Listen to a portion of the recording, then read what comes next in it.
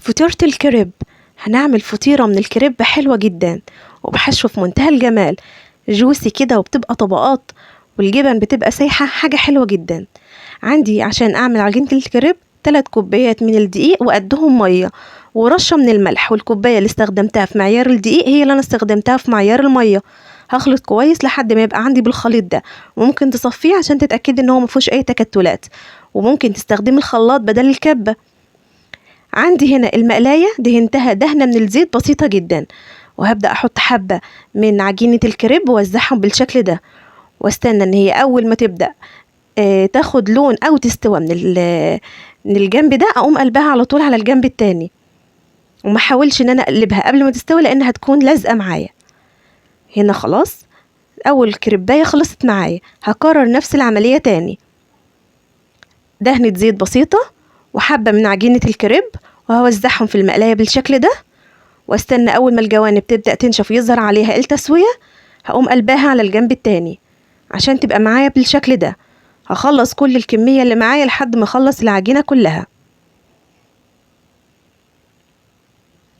هنا بقى هعمل الحشوة. عندي ربع كيلو من اللحمة المفرومة، هي كانت متعصجة قبل كده، انا هزود لها شوية من الحشوات واحط لها فيها، غير فيها شوية نكهات.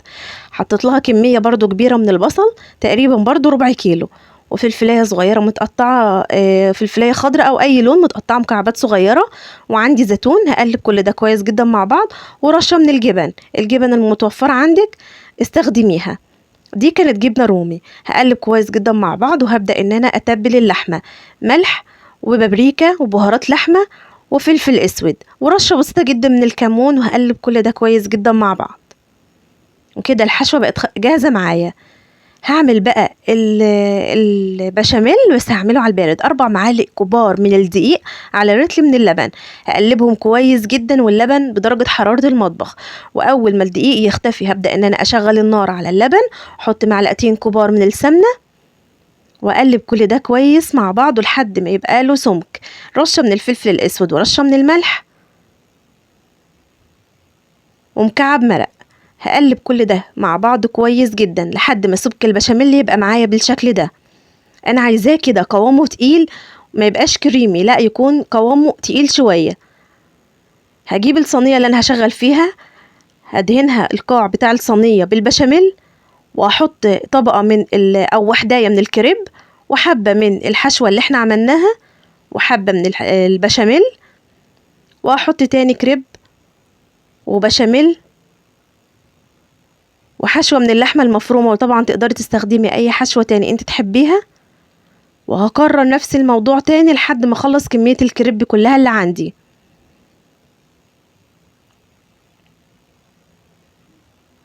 كده تمام، دي اخر كريباية.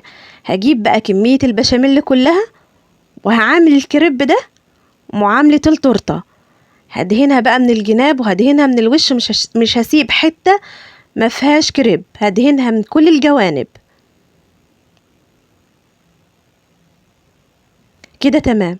رشة بقى من الجبن، وهدخلها الفرن، يكون فرن سخن ومحقق درجة حرارة عالية لحد ما تبقى معايا بالشكل ده. ابدأ طبعا اسيبها تستهدى شوية، مش هتعامل معاها وهي سخنة، اسيبها تستهدى شوية، وهبدأ ان انا بمعلقة كده او اسباتيولا اطلعها على طبق تبقى معايا بالشكل ده. حبة بطاطس محمرة تبقى معاكي، مفيش احلى من كده، جوسي وطعمها حلو جدا، والحشوة مع البشاميل مع الكريب بتبقى مختلفة وطعمها حلو جدا. يا رب النهاردة الفيديو يكون خفيف عليكم.